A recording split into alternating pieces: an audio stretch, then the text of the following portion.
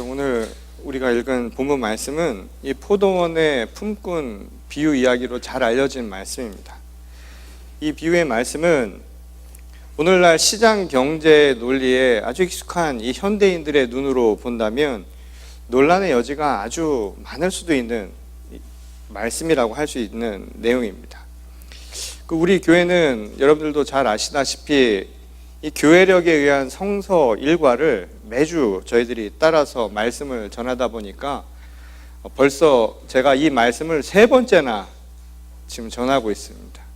이 교회력이라고 하는 것은 저희들이 3년마다 반복이 되기 때문에 이 3년 동안 저희들이 이 말씀들을 계속 읽어가면서요, 또 하나님의 말씀들의 상당 부분들을 저희들이 다 커버하게 되는데, 이 3년마다 한 번씩 반복이 되니까 제가 벌써 다음 주면 저희 교회 온 지 이제 12년이 지나서 만 13년째로 들어갑니다. 그러니까 벌써 3번 이상을 했다는 이야기가 되지요. 그래서 아마 제가 이 말씀을 전할 때 일부의 성도 여러분들은 이 말씀을 어떻게 전할 것인가 이미 꿰뚫고 계신 분들도 있으리라 생각이 듭니다.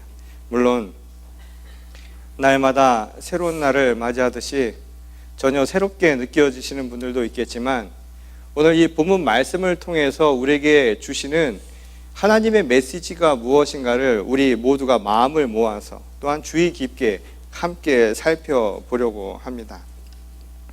이 비유의 말씀을 아마 여러분들이 읽으셨거나 또는 오늘 본 말씀을 처음 읽으시면서 그런 생각들을 하게 될 수 있을지 모르겠습니다. 뭔가 좀 다르다, 이상한 부분이 있다라는 생각을 하시는 분들이 아마 있을 거예요.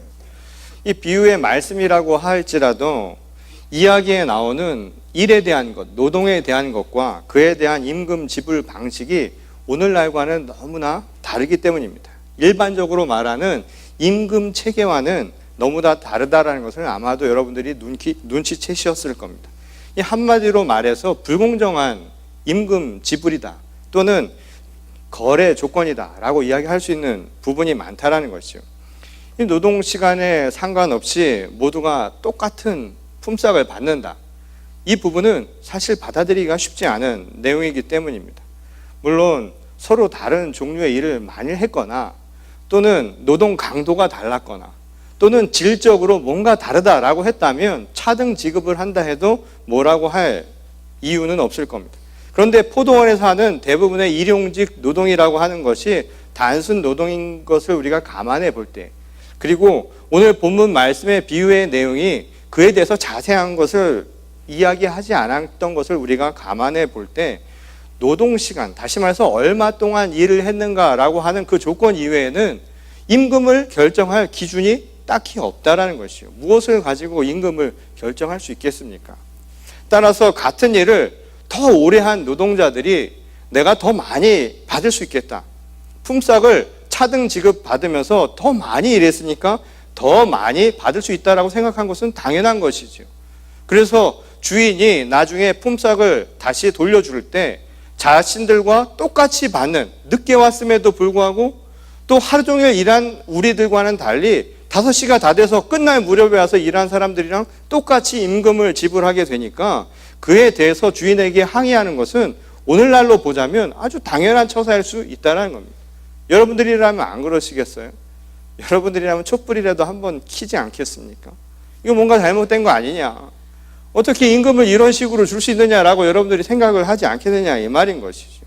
무엇보다 똑같은 임금을 받는 조건이라면 누가 다음에 일찍 오겠습니까? 여러분 같으면 일찍 오시겠어요? 제가 만일 고용주고 여러분들이 피고용인들입니다. 와서 일을 하는데 똑같은 일을 시키는데 언제 왔는지 상관없이 똑같은 임금을 지불한다면 어떻게 될까요? 아마 이 다음 이야기는 5시 다 돼서 다 왔을 거예요. 누가 먼저 와서 일을 하겠습니까? 누가 와서 그렇게 힘들게 일하며 똑같은 임금을 받아가겠느냐, 이 말인 것이죠. 특히 요즘처럼 똑같이 일하고도 상대적 박탈감을 많이 느끼는 시대에 이런 이야기를 보면 사실 받아들이기가 쉽지가 않죠. 요즘에는 똑같은 일을 해도 출발선이 똑같은 것 같은데 조건들이 다 다르지요.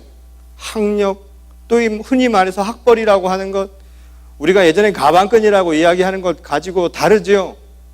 요즘에 또 인물도 보지 않습니까? 생긴 거 보잖아요.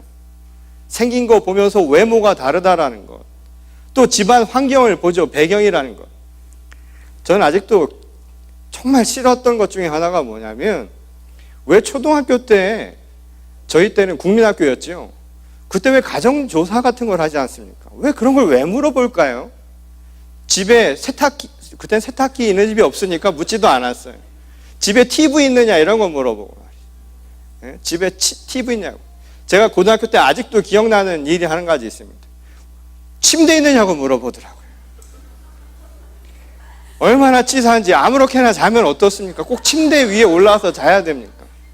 근데 침대 위에서 잔다고 누가 한 친구가 손을 드니까 그 이후로 선생님이 그 학생을 대하는 태도가 달라요. 그놈의 침대가 뭐길래. 저는 그래서 혼자 자취를 시작하면서 제일 먼저 한 게 뭐냐면 침대를 구입한 일이었습니다. 거기 올라가서 자보는 게 저한테는 큰 일이었죠. 그거 얼마나 사람 구별하는 겁니까? 학교 다닐 때 도시락 반찬 가지고도 사람을 구별하잖아요. 그놈의 소세지가 뭐길래. 그 햄 소세지 하나 들어가면 아이가 달라 보여요. 지금도 생각하면 참 어이가 없었던 게, 햄을 도시락에 싸갖고 온 여학생을 보면 그렇게 이뻐 보일 수가 없더라고요.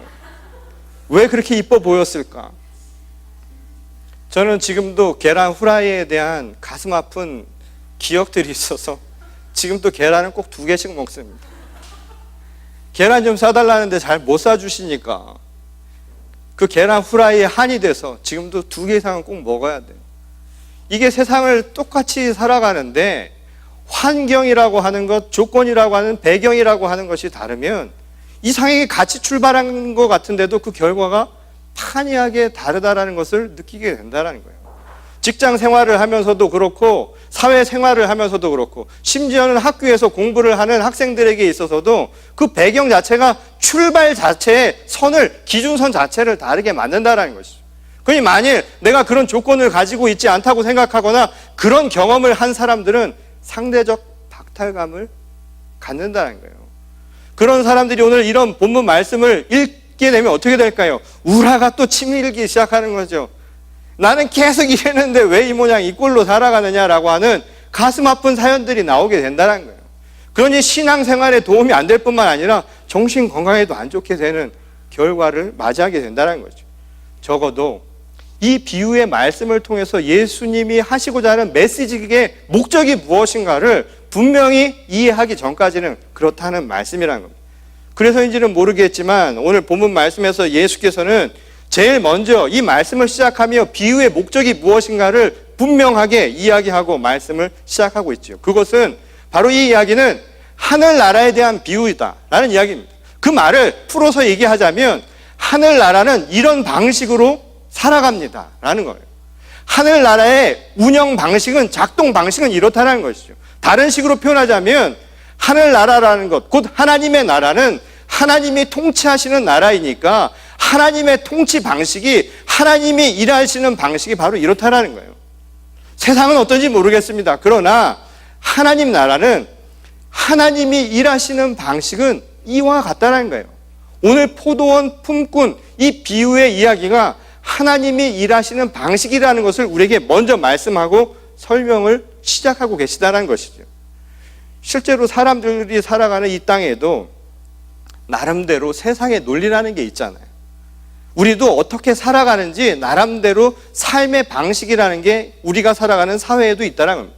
정치, 경제, 사회, 문화, 예술 모든 분야에서 각각의 논리라는 게 있어요.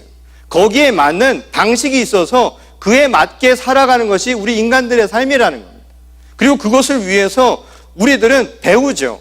그리고 우리도 모르는 새에 익숙해져서 별반 큰 어려움 없이 적응하며 살거나 때로는 맞지 않으면 조금씩 변형시키면서 살아가는 게 우리들의 삶이라는 겁니다. 여러분들이 교육을 받은 것은 결국 그것을 배운 것이죠. 어떻게 살아가느냐를 배우는 거예요. 그리고 각각의 영역에서 어떻게 하면 더 잘 살 수 있는가, 그 잘 산다라고 하는 것들도 결국 우리가 살아가는 사회 방식 중에 가장 최선의 방식, 최상의 방식이 무엇인가를 배워가는 것이죠. 그것을 알아가는 과정이란 겁니다. 또는 개인적인 체험을 통해서 우리는 습득하게 되는 것이죠. 이걸 통해서 사회가 어떻게 되어가고 우리는 그 세상을 어떻게 살아간다라고 하는 것을 자연스럽게 맞추어 살아가게 된다는 겁니다. 그런데 오늘 비유에 나오는 이 포도원 주인의 행동 방식은 우리가 흔히 말하는 세상의 방식과는 좀 다르다라는 것을 우리가 분명하게 보게 되죠. 그것은 일꾼들의 품삯, 다시 말해서 노동자들의 임금을 결정하는데 한 데나리온, 일당이에요. 똑같이 준다 이 말인 겁니다. 시간에 상관없이 누구든지 생긴 거 상관없습니다. 그 사람의 배경 상관없습니다. 그 사람 집에 침대가 있거나 그 사람이 해물 도시락을 싸우거나 안 싸우거나 상관없이 똑같이 한 데나리온을 모든 사람에게 주겠다라는 이야기입니다. 우리가 생각하는 임금 체계와는 아주 다른 차별이 되는 부분이라는 것이에요. 애초부터 포도원 주인은 오늘 본문 말씀에서 나오는 것처럼 시간 얼마나 일했던가 아니면 노동의 강도 그 일이 얼마나 힘든 건가 이거에 상관없이 모두에게 포도원에 일단 들어와서 일하는 사람이라면 누구에게나 똑같이 한 데나리온을 주겠다고 애초부터 생각을 했다라는 거예요. 물론 오늘 본 말씀을 보면 일하러 온 사람들도 사실 이 사실을 들어오면서 알고 들어왔다는 것을 볼 수 있습니다. 계약상으로 보면 문제가 없어요. 이미 알고 사람들도 들어왔다 이 말인 겁니다.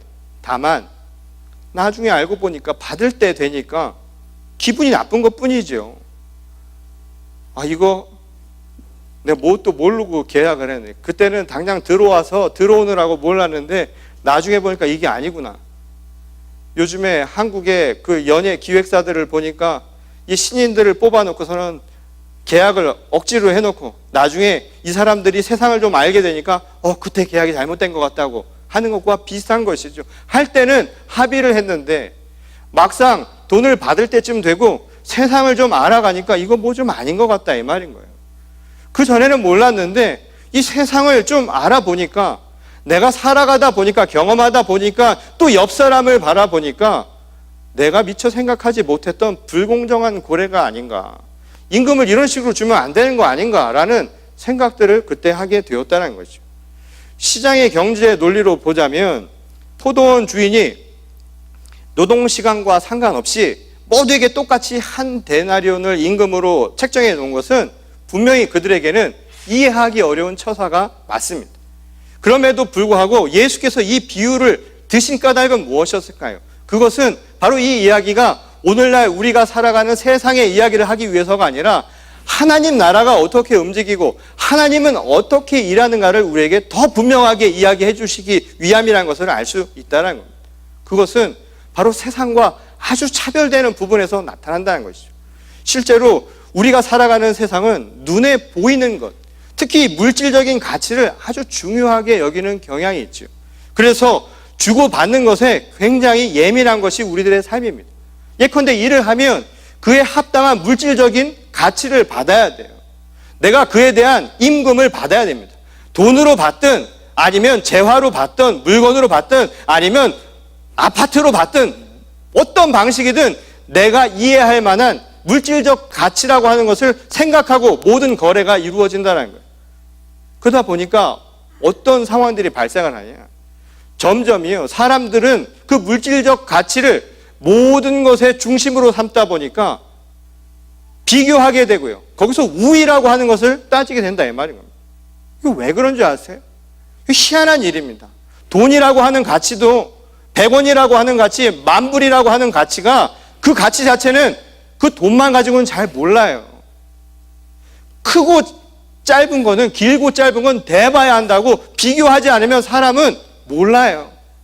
내가 지금 살고 있는 집이 큰 집인지 아닌지는 다른 집을 가봐야 알 수 있어요. 내가 잘 사는지 못 사는지는 딴 사람을 봐야 알 수 있어요. 이게 사람의 특징이에요. 돈의 가치도 제가 몇백만 불을 가지고 살아도 모두가 몇백만 불을 가지고 살면 잘 몰라요. 그 돈이 많은지 아닌지. 내가 찢어지게 가난해서 정말 어렵게 살아가는 것 같아도 다 그렇게 찢어지게 가난하게 살아가면 몰라요. 그게 가난한지 아닌지. 사람이 물질적 재화를, 다시 말해서 물질적인 가치를 삶의 중심으로 안고 살아가는 한 나타나는 특징이 뭐냐면 비교할 수밖에 없는 거예요. 행복하고 행복하지 않은 것의 기준도 그 자체로 느끼지 못하는 게 인간의 특징이다 이 말인 겁니다. 비교해야 돼요. 그리고 그것을 통해서 내가 우위에 있다, 낫다라고 하는 느낌이 들 때 비로소 사람들은 안심하게 된다는 겁니다. 물질적인 가치를 보고 살아가는 한 그것은 어쩔 수 없이 나타나는 현상이라는 거예요. 그러니 일하는 것에 대해서도 그 처우를 그만큼 해주지 않으면 누가 일을 하겠느냐 이 말인 거예요. 그러다 보니 주고받는 이 방식에 대해서도 계산적일 수밖에 없죠. 계산 안 하세요? 다 계산할 것 아닙니까? 이 언젠가 제가 말씀드린 적이 있었던 것 같은데 어느 목사님이 그런 얘기를 하셔서 제가 깜짝 놀란 적이 있었어요. 이 한국에서 설교를 하고 고향교회에서 설교를 하니까 이 봉투를 주는 거예요. 그러니까 한국에서는 설교를 하셨으니까 사례비로 드린 거겠죠. 그리고 또 일부에 거마비라는 말은 전 여기 와서 처음 알았습니다. 그러니까 교통비 쪽으로 이걸 드렸나 봐요. 그 이분이 그거를 이렇게 손으로 받아서 안에다 이렇게 봉투채에 있으니까 집어 넣으셨겠죠. 그 봉투에 집어 넣고서는 안주머니에 넣고서는 그것도 화장실 같은 데서 또 이렇게 펴볼 수도 없고 이분이 어떻게 했냐면 손으로 이렇게 만지셨다는 거예요. 두께를 딱 대략 짐작을 하셨다는 겁니다. 그럼 만지니까 두께를 딱 만져보니까 대략 감이 오는데 너무 적었더라는 거예요. 원래는 이 정도 돼야 되는데 뭐 이 정도 됐겠죠. 왜 이렇게 줄었을까? 전에는 안 그랬는데. 그 나중에 알고 보니까 그새 한국에는 화폐가 바뀌었죠. 10,000원짜리가 아니라 이제 50,000원짜리가 나오니까 50,000원짜리에 예를 들어서 3장이 들어가면 예전에는 10,000원짜리가 15장이 들어가야 되니까 두께가 달라진 거 아닙니까? 그러니까 그걸 가지고 마음이 달라졌다는 거예요. 마음이 상했다는 거예요. 그걸 확인하기 전까지는 사람들이 자기가 일한 만큼 또는 자기 생각에 이마만큼의 가치라고 하는 것들을 떠올렸는데 그에 대한 대가를 내가 지불받지 못한다라고 생각을 한다면 사람들은 거기에 실망하고 다시는 그 일을 하려 들지 않는다는 것은 당연한 현상일 수 있다는 겁니다. 그래서 사람들이 살아가는 방식은 계산할 수밖에 없다는 거예요. 정확하게. 사람의 마음까지도 계산할 수 있는 시대 아닙니까? 우리가 살아가는 사람들의 관계도 이해타산이 아주 분명한 것이 우리들이 살아가는 오늘 시대의 모습이라는 거예요. 그런데 이것이 만일 잘 지켜진다면 사실 사회도 살만한 세상이에요. 무슨 말이냐면 주고 받는 것 관계가 계산적으로 정확하다면 우리가 생각하듯이 정확하게만 된다면 그런 세상은 그나마 살만한 세상이라는 거예요. 주고받는 것이 정확하게만 맞으면 뭔 문제가 있겠어요. 내가 이만큼 주고 그만큼 돌려받으면 괜찮지요. 내가 이만큼 일해서 이만큼 대가를 치를 수 있는 계산이 딱 떨어지면 세상 괜찮은 거예요. 그 정도만 돼도 사회적으로 공평하고 사회적인 정의도 제대로 이루어진다라고 생각을 한다 이 말인 겁니다. 그만큼이라도 하면 사실은 다행이라는 이야기죠. 이 요한복음 10장에 보면 하나의 비유가 나오는데요. 선한 목자와 삭군 목자에 대한 비유가 나옵니다. 삭군 목자는 양떼들을 돈을 가지고 바라보죠. 그래서 돈을 받는 것만큼만 일하는 게 삭군 목자라고 이야기합니다. 그래서 선한 목자와 삭군 목자를 구별하라라고 예수께서 비유를 들어서 그 말씀을 하셨는데 저는 오늘 이 이야기, 이 비유를 다시 적용해서 그 말을 생각을 해보면 차라리 삭군 목자라도 되자라는 생각을 해보는 겁니다. 무슨 말이냐면요. 받는 만큼이라도 일하는 거예요. 왜 이런 이야기가 나올까요? 오늘날 삭군 목자도 안 되는 상황이 생겨나니까 문제 아닙니까? 교회에서도 목회자가 또는 지도자가 받는 것만큼이라도 일 안 하면 그 문제 있는 거잖아요. 그것만큼도 마음의 가책을 느끼지 못하면 그거에 대한 거룩한 책임감을 느끼지 못하면 저는 그것도 문제라는 거예요.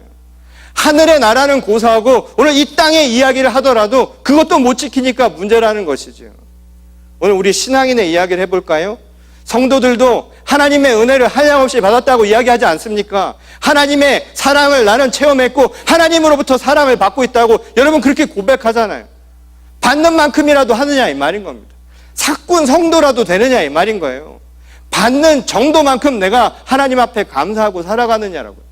그게 안 되는 것이죠. 왜 그럴까요? 내가 받는 것은 익숙한데 주는 것에 익숙하지 않은 것, 자기 중심적인 사고를 만들기 때문입니다. 희한한 것이지요. 세상을 물질적인 가치로 보는 순간에 비교하고 우위를 따지는 것만이 아니라 그와 동시에 우리들의 사고는 철저히 자기 중심적으로 가게 되어 있다 이 말인 겁니다. 자기 중심적으로 생각하는 거예요.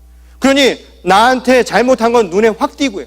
내가 남에게 잘못한 것은 눈에 잘 띄지 않는 것. 이게 바로 우리들이 살아가는 삶의 모습이라는 거예요. 그러니 타인과 더불어가는 삶에도 익숙하지 않은 게 오늘날 우리 현실이라는 겁니다. 모두가 세상의 이치를, 세상의 논리를 지키고만 살아도 공정한 세상이 될 수 있을 텐데 그것마저도 잘 못 지키는 현실이에요. 그런데 예수님이 하시는 말씀은 하나님의 나라, 하나님의 방식은 여기에 한 걸음 더 나간다는 거예요. 우리는 주고받는 것도 제대로 못하지만 주고받는 게 옳다면 여기에 하나를 더 하라는 겁니다. 하나를 더 주라는 거예요. 내가 받는 것만 생각하지 말고 하나 더 줄 수 있는 것, 이게 사랑이라는 거예요. 오늘날은 사랑도 그렇죠. 주고받는 걸 사랑이라고 해요. 남녀 관계도 그렇잖아요. 내가 이만큼 줬는데 왜 넌 이렇게 안 줘 하면 사랑하지 않는 거잖아요. 그 관계가 깨지는 거잖아요. 그걸 사랑이라고 이야기할 수 있냐 이 말인 거예요. 우리는 익숙해져서 그걸 사랑으로 알고 살아가죠. 우리 현실은 주고받는 게 확실하니까 그것만이라도 제대로 하면 되니까. 그런데 예수님은 진짜 사랑은 그게 아니라는 거예요. 못 받아도 하나 더 주라는 거예요. 하나 더 줄 수 있는 것, 왼뺨을 맞으면 오른뺨을 내놓을 수 있는 것, 그게 진짜 사랑이라는 겁니다. 그게 진짜 신앙이라는 거예요. 내가 빌려주고 못 받더라도 하나 더 줄 수 있는 것, 이게 신앙이라는 겁니다. 세상과는 너무나 다른 모습을 이야기하시죠. 우리들과는 전혀 다른 하늘나라에 대한 요구를 하고 있다는 겁니다. 그러니 그런 요구를 들으면 우리들의 실제 마음은 어떨까요? 이 당시 이 이야기를 듣고 있었던 유대 율법학자들이나 유대 종교 지도자들의 마음은 어떠했을까요? 그들의 생각 속에서는 하나님의 말씀을, 하나님의 율법을 철저히 지키던 사람들이었습니다. 그러니 그들은 분명히 이만하면 됐다라는 생각을 했고, 그래서 구원을 얻을 수 있을 것이라고 생각을 했어요. 나는 하나님의 언약을 받은 사람이고 그러니 하나님의 백성이니 당연히 구원을 얻을 것이다 라고 생각을 했다라는 것이죠. 그러나 그것도 자기 생각 아닙니까? 어디까지나 내가 한 만큼 내가 이렇게 했으니 당연히 내 것이다 라고 하는 것은 자기 판단이잖아요. 자기가 결정한 것이잖아요. 곧 구원은 하나님의 은혜로부터 오는 값없는 아주 공로 없이 내려지는 한량없는 은혜가 아니라 내가 행한 만큼 얻는 내 행위의 결과라고 믿었다 이 말인 겁니다. 예수님은 바로 이에 대해서 이야기를 하고 계시는 것이죠. 이만하면 된 것 아닌가. 신앙의 자만심에 빠져있는 바로 그들에게 오늘 이 비유의 말씀을 하고 있었다 이 말인 겁니다. 그리고 오늘 우리에게도 똑같은 것이죠. 주고받는 것에 익숙한 생활, 그러면서도 주는 것보단 받는 것에 익숙해져 있는 우리들에게 하나님의 은혜를 받으면서도 그것은 기억하지 못하고 왜 더 안 주시느냐고요. 나는 이만큼 했는데 왜 내게는 이런 신앙의 결과가 없고 이런 삶의 열매가 맺어지지 않느냐라고 푸념하고 자만하고 또한 쓰러지는 우리들에게 던지시는 말씀이었다란 말이에요. 늘 왜 채워지지 않는가? 이만하면 된 거 아닙니까? 신앙이 이 정도만 잘하면 되는 것 아닙니까? 제가 주의 자녀로, 주의 부름받은 종으로 이 정도면 잘하는 거 아닌데 왜 이 결과는 이 정도밖에 안 될까요? 우리들이 던지는 질문 중에 혹시 이런 질문들을 하고 있는 건 아닐까요? 신앙을 믿으면서 도대체 이게 뭔가 말이죠. 도대체 이게 뭐야? 이게 신앙이 이게 도대체 뭐냐 말이죠. 이게 정말 하나님의 나라에 내가 충성된 종으로 살아가는 게 맞는지, 그리고 내가 그렇게 살고 있다라고 믿는다면 도대체 내 삶이 왜 이 모양 이 꼴이냐고. 왜 내게는 이것밖에 주어지지 않느냐라고 여러분 그런 생각하지 않으십니까? 오늘 또 다른 본문인 출애굽 사건을 보면 이 출애굽 이후에 광야 생활을 하던 이스라엘 백성들이 먹을 것이 없어서 이 불만에 가득 차가지고 이 그들의 지도자인 아론과 이 모세를 원망한 이 사건이 일어나게 됩니다. 그러자 모세와 아론은 하나님 앞에 간구하지요. 이들의 청을 좀 들어주십시오. 먹을 것이 하나도 없는 이곳에서 저들이 힘들어하고 있으니 하나님께서 도와주십시오. 그러자 하나님께서 그의 간청을 들으시고 그의 백성에게 먹을 것을 비처럼 내려주시겠다라는 언약의 약속을 허락해 주셨습니다. 단 조건이 있었죠. 그 조건은 뭐였냐면 그날 먹을 만큼의 분량만 가져가라는 거예요. 딱 그만큼만 먹으라는 거예요. 왜 그랬을까요? 내가 많이 가져가면 누군가는 못 먹어요. 내가 가져간 만큼 누군가는 손해를 봐야 합니다. 그러니 자기 먹을 만큼 똑같이 1데나리온씩 가져가라 이 말인 거예요. 그리고 그것은 우리에게 또 다른 약속을 주죠. 뭔가요? 내일도 주신다 이 말인 거예요. 그러니 오늘 욕심낼 필요 없죠. 내일 또 오는데 그거 축적해둬서 뭐 하겠습니까? 썩어버리는데. 바로 그것이 하나님이 주신 유일한 조건이었습니다. 실제로 그 사건이 있은 뒤에 하나님의 말씀대로 이스라엘 백성들에게는 날마다 음식이 주어졌지요. 밤에는 메추라기들이 있는 장막으로 본인들이 와서 우리에게 양식이 되어주고 아침에 눈을 떠서 보면 이상한 게 앞에 있습니다. 만나가 있어서 생명의 양식을 날마다 하나님이 우리에게 허락해 주셨던 거예요. 한번 이 광야를 여러분 생각해 보세요. 광야예요. 우리 인생에 아무것도 없어요. 그런데 이곳에서 먹을 것도 없어요. 내 힘으로 할 수 있는 건 한 가지도 없어요. 그런데 하늘에서 먹을 것들이 내려옵니다. 아침이 되면 내가 먹기 위해서 준비된 그 무언가가 우리 눈앞에 있습니다.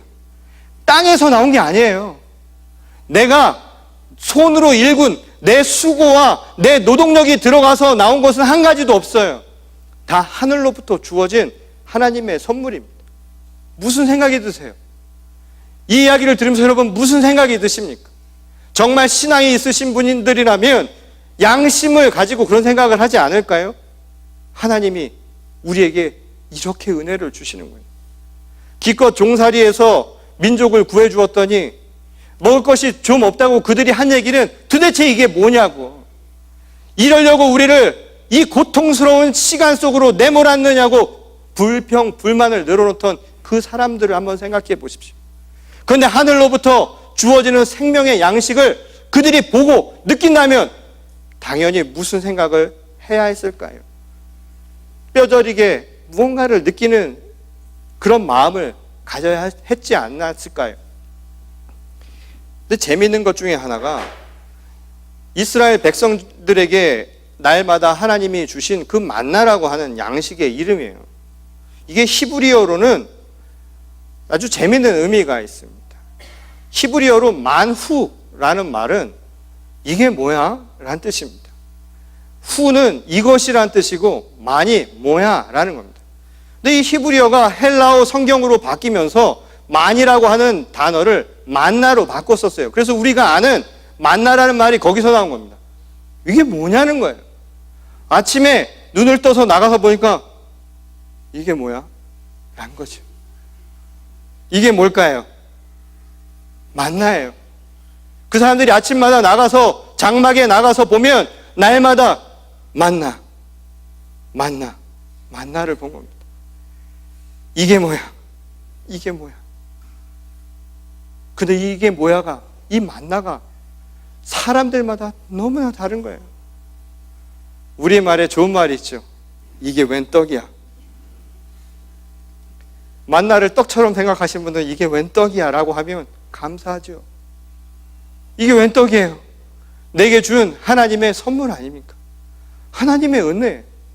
생명의 만나를 감사로 받아들이는 사람들이 있다면 그것은 한량없는 하나님의 은혜, 우리가 노력해서 얻은 것이 아니라 하늘로부터 내려온 생명의 양식이라는 것을 신앙으로 고백할 수 있는 사람의 모습이라는 것이죠. 그런데 어떤 사람들은 그것을 보면서 무슨 생각을 할까요? 더 갖고 싶은 거예요. 여기는 2개 가졌던데 내 것도 요만하고 말이죠. 그거 희한하죠? 이 밥도요, 남의 건 이상하게 커 보여요. 또 요즘은 세상이 바뀌어서 이제는 다이어트 시대 아닙니까? 밥 공기 똑같이 퍼도 내 거는 이상하게 많아 보여요. 꼭 바꿔달라고 그래요. 바꿔서 보면 똑같아. 희한하죠. 사람들이란 게 같은 걸 줘도 내가 보는 대로 보인다고, 마음에 따라 어떻게 보이느냐 이 말인 거예요. 생명의 양식 이게 뭐야 라고 하는 것을 주었는데 그걸 보고도 전혀 다른 생각을 하는 사람들이 있다는 거예요. 오늘 우리가 살아가는 현실은 세상의 논리는 그렇게 만들어버리고 있다는 거예요. 그래서 이것밖에 안 돼? 이게 나에게 준 전부야? 그것이 우리들의 삶의 모습이 되어버렸다는 거예요. 오늘 이 포도원 품꾼의 비유에서 이 품삯을 받고도 왜 내겐 이거밖에 안 주느냐라는 이 이야기는 세상의 돈 이야기를 하는 게 아니었다는 거예요. 하나님의 은혜를 우리에게 주는데 그 은혜를 받고도 그거밖에 느끼지 못하는 사람의 모습이었다는 이야기입니다. 이 이야기는 그러니까 우리가 말하듯 시장에서 돈 주고받는 임금 관계로 이야기하면 절대 이해하지 못하는 내용이다 이 말인 겁니다. 이 비유는 그 이야기를 하는 것이 아니라 바로 하나님의 구원에 대한 이야기를 하는 것이죠.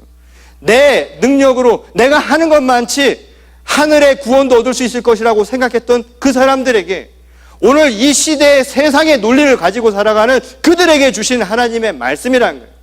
구원은 모두에게 주신 하나님의 축복의 선물이라는 겁니다.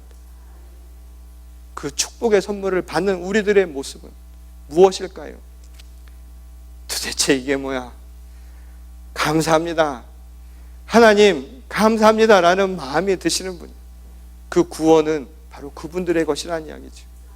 비록 내가 세상으로 볼 때는 꼴찌처럼 적은 것 같고요, 제가 침대 위에서 못 잤을지라도, 그깟 햄 소세지 못 사고 살았을지라도, 내가 가방끈 짧을지라도, 내가 배운 거 없을지라도, 내가 가정 환경이 어렵고 힘들고 좋은 건 없을지라도 하나님은 여러분 모두를 사랑하신다는 거예요.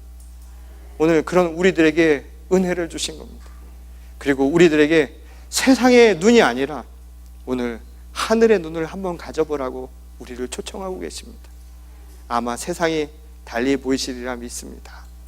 서로 함께 살아가는 우리 시대에 물론 서로 주고받는 것만 확실해도 잘 살 수 있을지 모르지만 우리는 하늘의 자녀들 아닙니까? 하나 더 줘도 배가 부른 것, 먹지 않고도 배가 부른 사랑을 나눌 수 있는 우리 신앙 공동체가 되어서요, 오늘 우리 이 땅에 분쟁과 갈등이 얼마나 많나요? 그 모든 근원에 뭐가 있다고 생각하십니까? 세상의 논리로는 풀 수 없는 것들이 있습니다. 가정에서의 갈등과 어려움들, 그것을 풀 수 있는 것들이요, 세상의 원칙으로는 잘 풀리지 않습니다. 주고받은 것 계산 확실히 하면서 살아가는 것만으로는 부족한 것이 우리들의 삶이라는 거예요. 그럴 때 우리의 신앙을 발휘하십시오.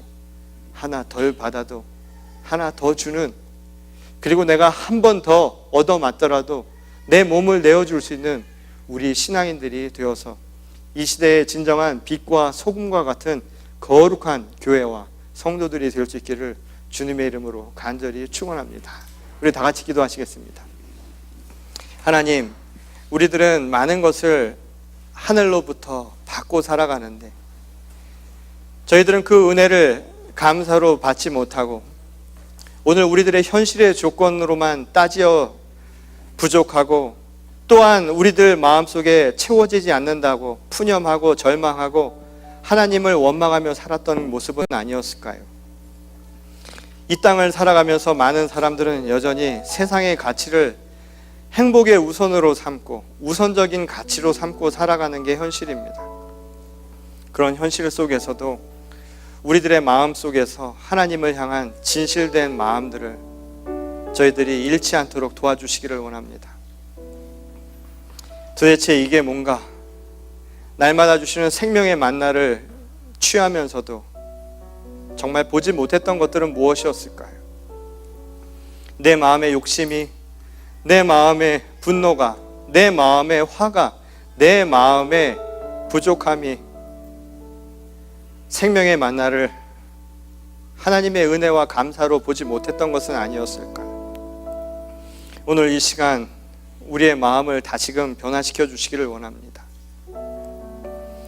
비록 세상을 달리 살아가지만 하나님은 우리 모두를 사랑하셨습니다.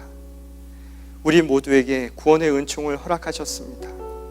주님, 우리에게 주신 그 사랑과 은총을 저희들이 잊지 않도록 도와주시고 믿음으로 나아가게 하여 주시옵소서.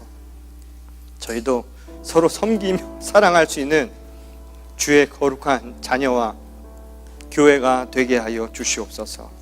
오늘 이 시간 마음을 다해 주님 앞에 고백하고 돌아가는 모든 성도들 위해 하나님께서 넘치는 만나를 부어주시고 마르지 않는 생명의 양식을 허락하시며 무엇보다 꺼지지 않는 성령의 기름을 부어주셔서 사랑이 멈추지 아니하고 또한 누군가를 향한 신실한 마음들이 그치지 아니하도록 우리에게 참된 사랑과 진리와 정의를 허락하여 주시옵소서. 주님께서 우리 모두와 함께 하시며 오늘 귀한 말씀 전해주신 것 저희들이 마음속 깊이 새기고 돌아갈 수 있도록 인도해 주실 줄 믿사오며 거룩하신 예수님의 이름으로 기도드렸습니다. 아멘.